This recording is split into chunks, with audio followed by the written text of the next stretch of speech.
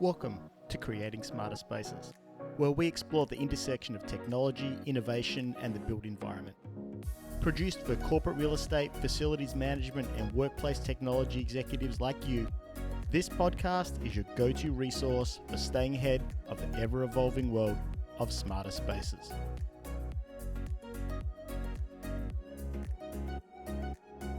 Occupancy, attendance, utilization, badge data. These are all terms we're seeing, hearing, and probably talking about on a weekly, if not daily basis right now.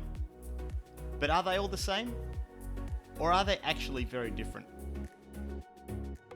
In today's episode, I'll address each of these along with a few others. These are important metrics and definitions to understand as you gather the data to make decisions about the future of your portfolio. I'm your host, Michael Prezchula, and this is Creating Smarter Spaces. So let's dig in. In this episode, we're going to level set on the differences between attendance, occupancy, and utilization. We're also going to touch on two other metrics that can come into play, and that is max occupancy and capacity. So first of all, let's start off talking about attendance. Attendance is the most basic level of anything that you can measure in your space. It's a measure of whether or not a specific individual entered a space of some sort that you manage. It's a measurement that they attended that certain spot at a very specific point in time. This is the most common metric that is tracked right now in our world, and it's usually done using badge swipe data. Now, I'm out there on the record time and time again about my personal opinions on the use of badge data. Now, if badge data is all you can get, then fine. But let's go in using badge data with some really clear understanding of what it is and, more importantly, what it isn't. There's a whole slew of problems with badge data. When we look at it today, most people only record badge swipe data when somebody enters the building. So yes, while you have a record that somebody actually entered, you very rarely have a consistent record of when they exited. Now, even if you do have a policy in place that says, hey, people have to swipe their badges when they leave, what you will find more often than not is that when people leave with other people, the first person swipes their badge and 2 or 3 or 4 people walk out behind them. So you end up with very, very inconsistent data that even tells you when they came and, more importantly, when they left. So again, it's useful if you want to know who came, but it becomes very, very, very imprecise when we're starting to think about how long that person actually attended. The other thing about badge data is it's only valid at the point in which you recorded it. So say a security gate, entrance to a building on a campus. And it's also not normally consistently uniform across your entire portfolio. Some facilities, maybe you have a turnstile and somebody has to individually badge in. And then in another office, maybe it's just a door and one person swipes their badge, they open the door, and let's say when they're coming back from lunch, them and the 3 people that they went to lunch with, they come back into the building. Or maybe they're arriving together. So it's very open to being very imprecise and not really giving you the accurate information that you want, especially if you're trying to use it for what most people are trying to use it for today, and that's understanding how consumed your spaces are and how often people are using them. So attendance data really doesn't tell you anything other than a specific person was at a specific place at a specific point in time. That's it. It really provides you with no context of what that person actually did when they were in the office. Attendance information is really a very, very inaccurate way for you to be able to do any future forecasting. So next, let's talk about occupancy. Occupancy is the real-time measure of the status of a certain space, usually a seat or an office, at any given point in time. So if you're interested in measuring something like how occupied is the cafeteria, that's a classic example. You'd likely want to know how many seats are currently in use out of the total number of seats that you have in the cafeteria. So as an example, let's say you have 100 seats, 80 of them are currently taken, you're currently 80% occupied in that space. 80% of the total capacity of the occupancy you have in that space is currently in use. Now, let's say, for example, you have 100 enclosed offices or meeting rooms in your office. And right now, at least one person is sitting in 50 of them. Your enclosed spaces are, at that given point in time, 50% occupied. Occupancy can also be used as a reference to the current number of people inside of a floor or a building. Let's say you're measuring at the entryway the number of people. You're counting the number of people that are coming through with some type of sensor or some type of video surveillance. You can have, for example, a current occupancy on floor 23 of 214 people. They may not necessarily be sitting at a desk or in a meeting room or in the cafeteria, but on that floor, within that container, you currently have an occupancy of a certain number. Don't get that confused with capacity, which we'll talk about in a second. But before we do go there, I also want to call out one other variation on occupancy, and that's maximum occupancy. Maximum occupancy is the highest occupancy you recorded during any given point in time over a time period. So the highest number or the highest percentage of seats of whatever it is that you're measuring that occurred concurrently in any given point in time. That's max occupancy. Before I continue, I'd love to hear your feedback on the show or topics you'd like to have me cover. So please connect with me on LinkedIn. My name can be a tricky one to get your mind around spelling. Don't worry, it's me, not you.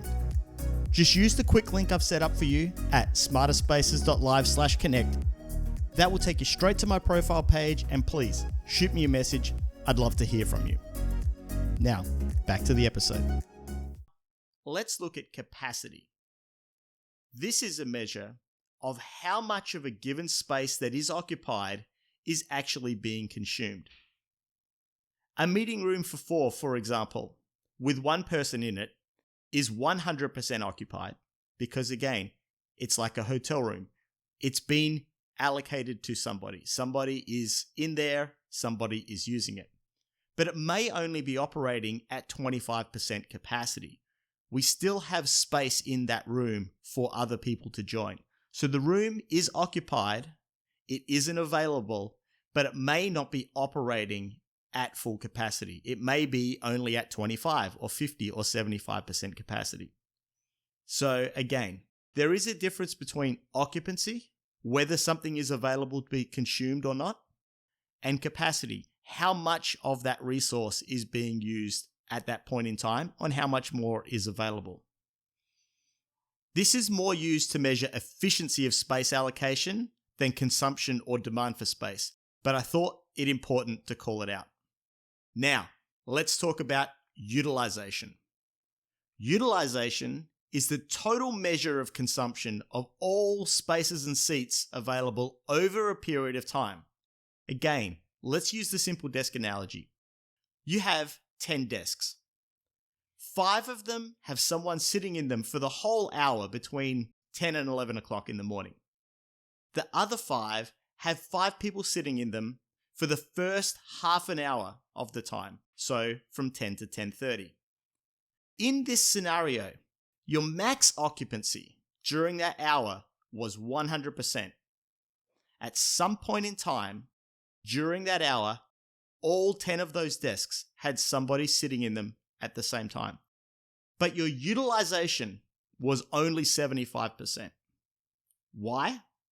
Because 50% of the desks were available for use for 50% of the time during that period that you're measuring. Now, other than attendance, which has very little value on its own, all the other measures can provide a great deal of value to you in understanding what's going on in your space, how people are using it for one task or another. More importantly, they can provide you with very accurate inputs into your reporting and future portfolio planning.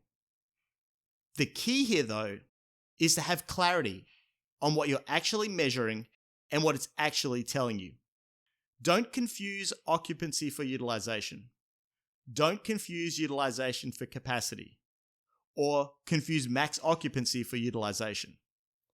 And for the love of all things holy, please never ever confuse badge data, a record of attendance, for anything but just that. A record that somebody showed up at a point for a split second in time.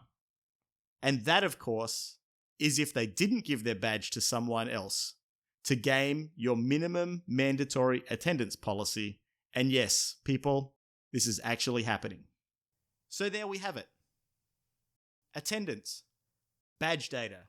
Someone was somewhere for a split second at a given point in time.